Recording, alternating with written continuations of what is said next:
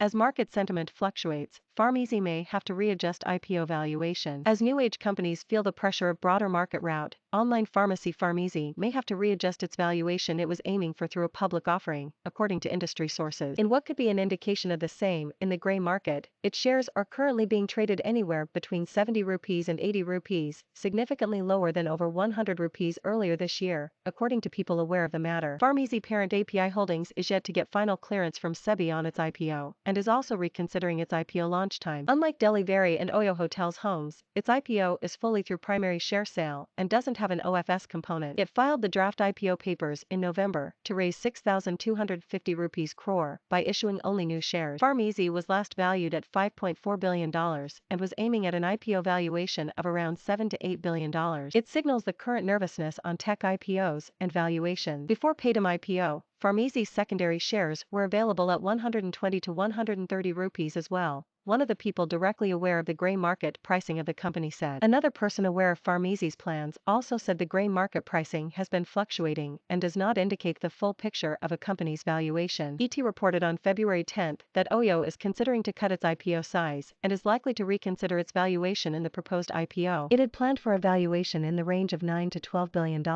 but it might settle at around $7 billion.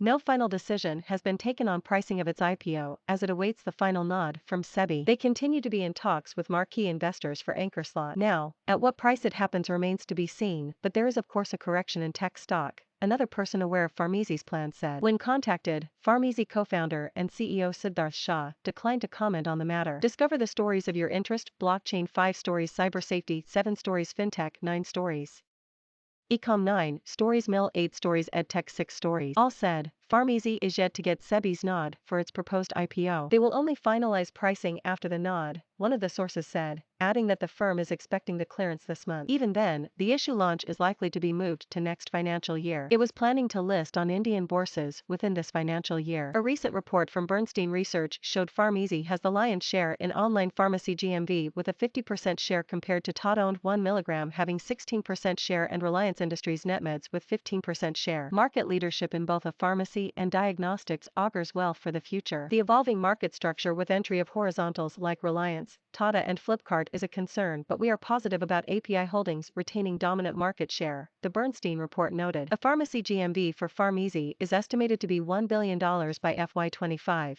which would be a 25% market share based on the estimates of the overall pharmacy market to be $4 billion in the same time frame.